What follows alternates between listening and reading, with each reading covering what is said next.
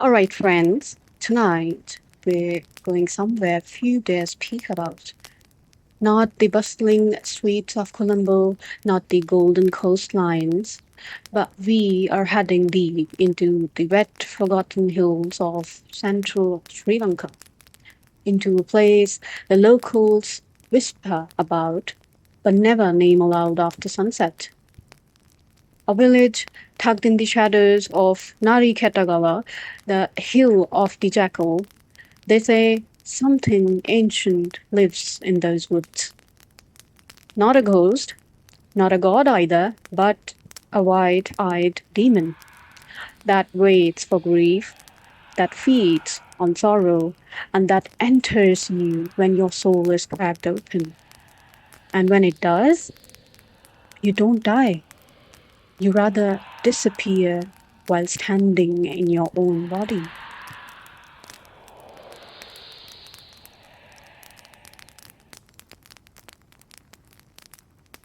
I first heard this story from a retired Ayurvedic practitioner in Kandy. He said, in the hill country, some spirits, they don't knock, they slither in through the cracks in your life. He wasn't being poetic, he meant literal possession. And there's one case that terrified an entire district. It happened in 1983, a time when Sri Lanka was already quite under pressure, tension brewing, violence escalating between communities. But what happened in Kahawata, a small cluster of homes below Nari Ketagala, had nothing to do with war and everything to do with something older, a thing they call Sudu Etayaka. That means the white-eyed demon. The story centers around a girl named Kumari Vijay just 17 years old. She was quiet, kind, and daughter of a local school teacher. Her family had lived in the village for 4 generations and they were devout Buddhists, nothing out of the ordinary, until the night her brother died. His name was Anura, Kumari's older brother. He was walking home from the temple when he slipped on the path above a gorge. Locals said he must have fallen in the rain, but his body was never found. Only his slippers, one still upright on the edge of the hill, pointing towards the forest below.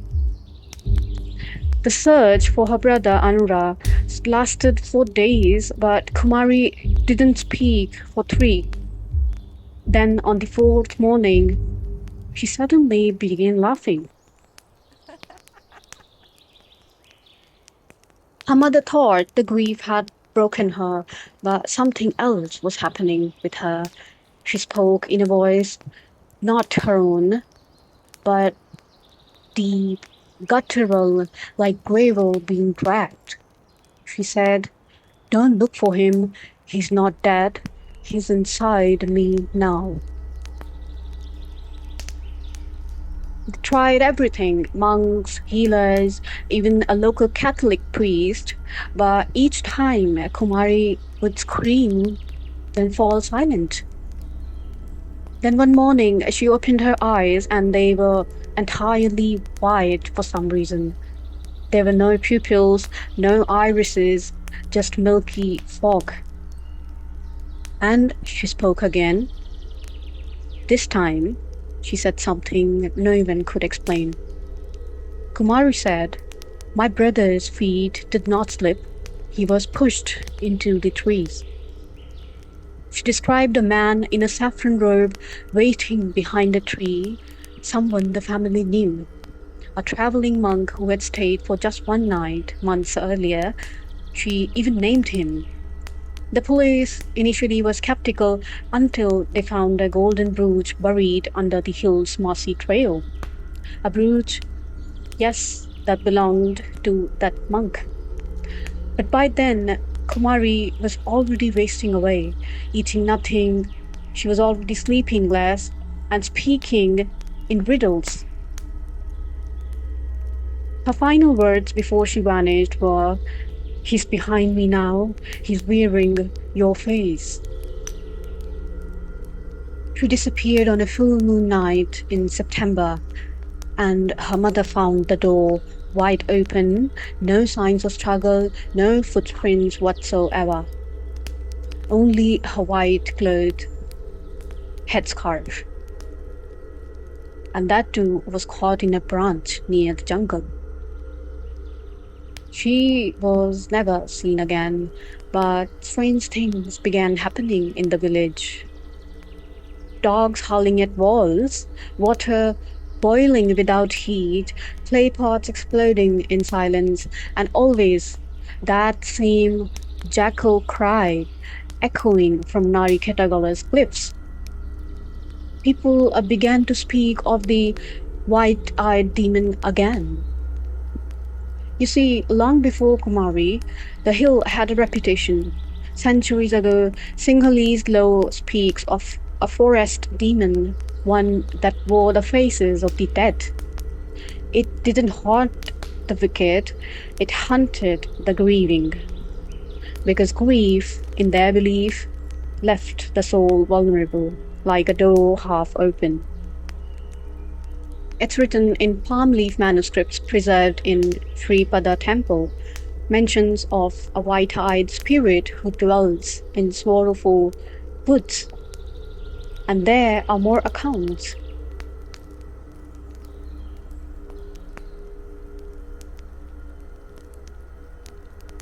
Like in 1926, a British tea surveyor named Richard Cartwright vanished near Nari Ketagala. His diary was later found under a tree with one entry circled. He stands at the tree line wearing my father's face. My father died in England last year. A police report from 1954 references a woman found catatonic near the forest, repeating only the word, "I forgot who I am. He remembered for me." Even today, locals don't cremate the dead within sight of the hill. They turn the bodies west, away from the forest. They say the demon can only steal what is mourned in his direction.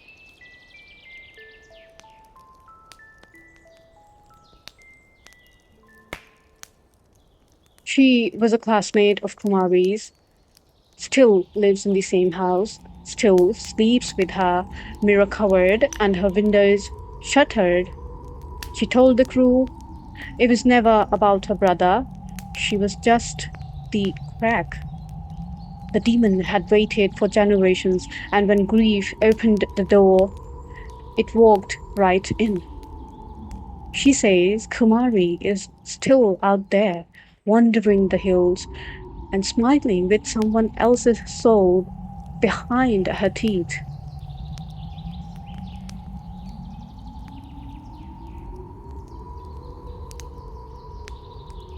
So if you ever hike through the central highlands of Sri Lanka and feel something behind you on the trail, don't look and don't you think of anyone you have lost. And above all, please do not feel the grief in your chest because that white-eyed demon watches for the cracks. And the moment you mourn out loud, he wears your face next.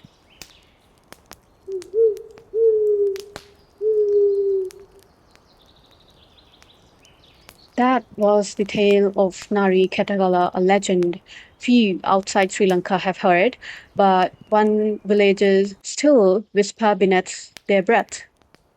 Next time, we'll head deeper into the unknown, another Asian country, another soul left behind.